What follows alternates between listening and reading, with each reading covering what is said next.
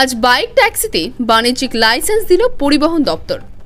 শহরে চলা কয়েক হাজার বাইক ট্যাক্সিকে সময় বেঁধে দিয়েছিল পরিবহন দপ্তর 31শে মার্চের মধ্যে বাণিজ্যিক লাইসেন্স আবেদনের জন্য।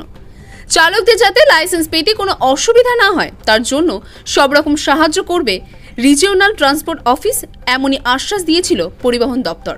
সেই মতো আজ public vehicle department Salt Lake office থেকে প্রায় 150 জন বাইক ট্যাক্সিকে বাণিজ্যিক লাইসেন্স প্রদান করল পরিবহন দপ্তরের এক অনুষ্ঠানের মাধ্যমে।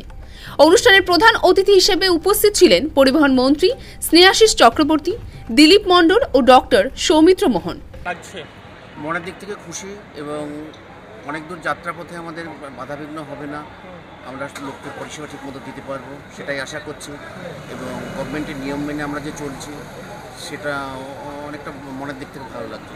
আর নতুন যে নাম্বার এলো কমার্শিয়াল নাম্বার, যেহেতু আপনার ট্যাক্স তো অনেক বেড়ে যাবে, সেদিকে ট্যাক্সটা বেড়ে যাবে নিশ্চয়ই আমাদের কোম্পানি এবং পরিবহন মন্ত্রী সেটা দেখবেন যাতে নাকি অ্যাডজাস্টেবলভাবে প্যাসেঞ্জারের অসুবিধা না হয়, আমাদেরও অসুবিধা না হয়, আমরাও চলতে পারি সেইভাবে সমাজে যাতে আমরা সার্ভিস দিতে পারি সেটাই আশা করব। আর আপনাদের ইউনিয়ন কিছু বলেছে এই বিষয়ে? হ্যাঁ, ইউনিয়ন তো অবশ্যই বলছে, ইউনিয়ন এই ব্যাপারে তদবির করছে।